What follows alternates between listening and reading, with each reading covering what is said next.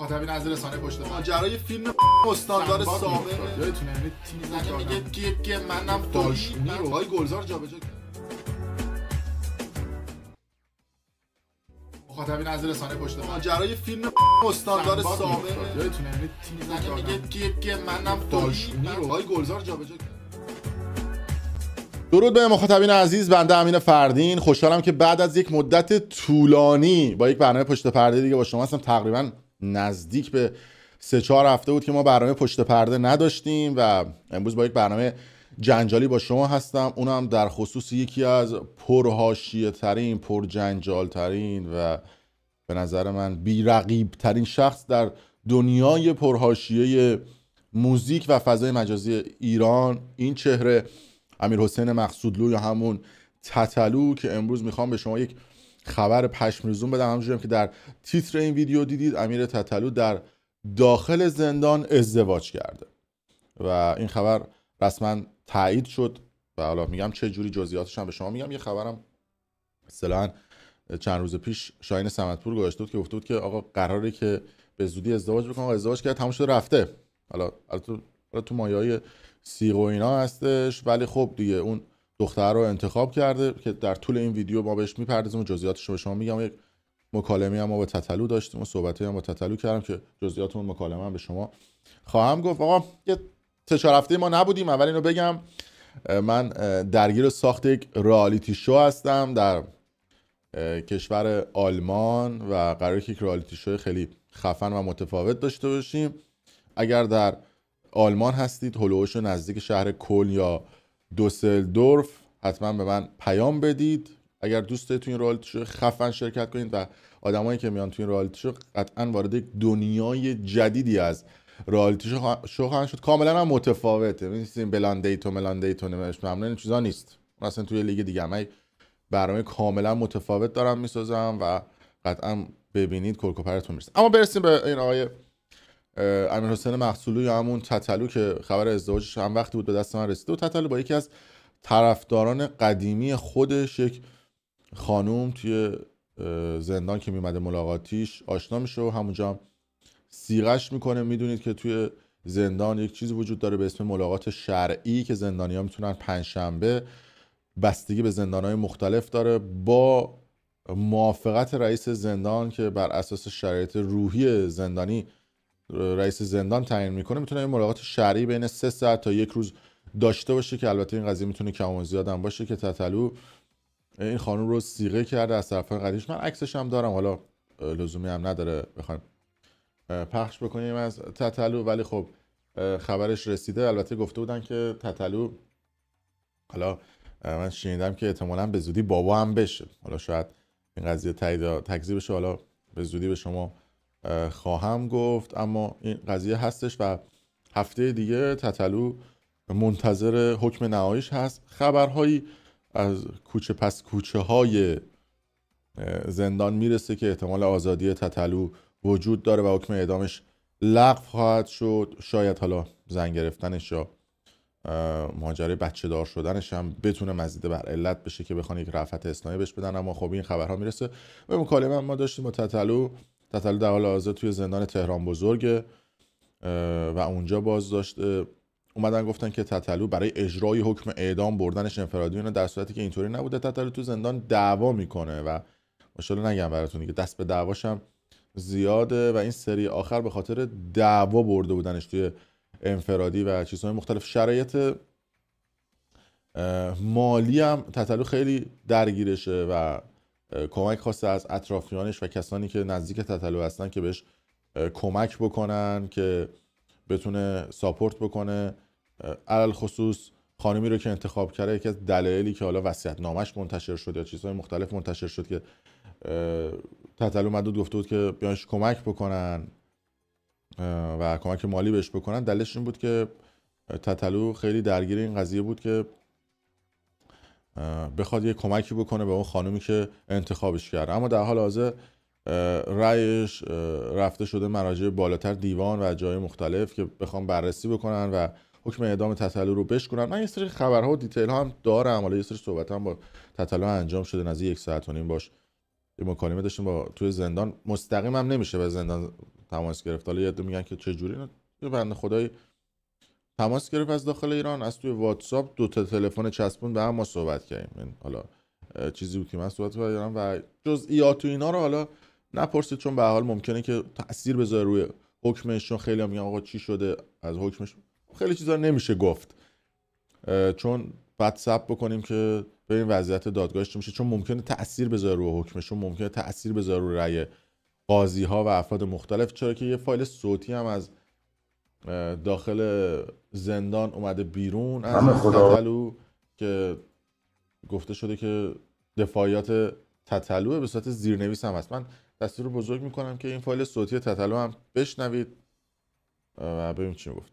من به خداوند همیشه ایمان داشتم و ایمانم بسیار قویه هنوز.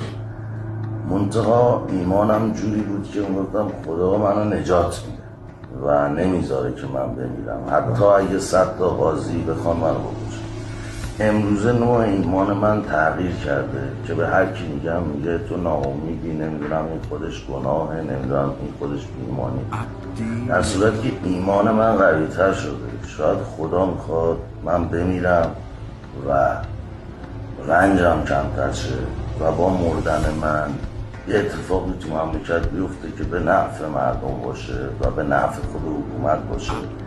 چون اعتقاد به این دارم، یعنی فهمیدم که برای من یه سری در جمهوری اسلامی خودش دشمن داره. خب من همیشه حتی موقعی که در ترکیه بودم ممکنه 4 تا دختر بی‌حجاب مثلا با ما عکس می‌گرفتن، اما من نمازام می‌خوندم، سجده‌ام طولانی بود، تو خونم نمازخونه داشتم و اعتقاد دارم که کامل‌ترین دین که از گذشته تا آینده و از گذشته که بوده تا آینده که روز قیامت، این قرآن همه چیز رو توضیح داده. اگر ما بیایم این قرآن تفسیرش بکنیم درست به صورت یک از طرف یک آدمی که میدونه استعاره چیه، میدونه ایهام چیه، خودش 2 پهلو شعر می‌نویسه و میدونه 2 پهلو صحبت کردن یعنی چی، میتونیم این اسلام رو بفهمونیم که آقا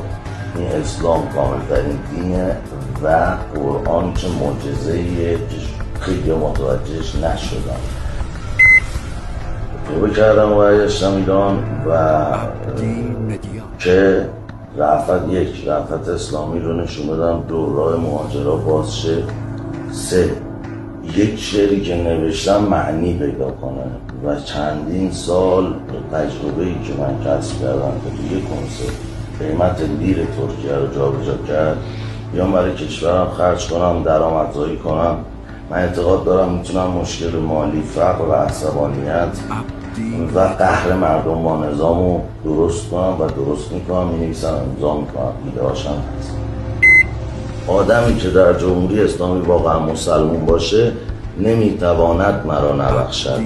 توی یک نامه حضرت علی به مالک و یک صحبت پیامبر من میتونم اینو ثابت کنم. به پیامبر میگن که اگر مادری از بچه‌شو کشته باشه، توبه واقعی کرده باشه، قبول توبهش، پروردگار جوابش اینه که اگر اون فرد 70 پیامبر رو هم کشته باشه و توبه کرده باشه توبهش قبول. حالا گفتن 4 دقیقه مکالمه است، ولی خب 3 دقیقه مکالمهش پخش شد.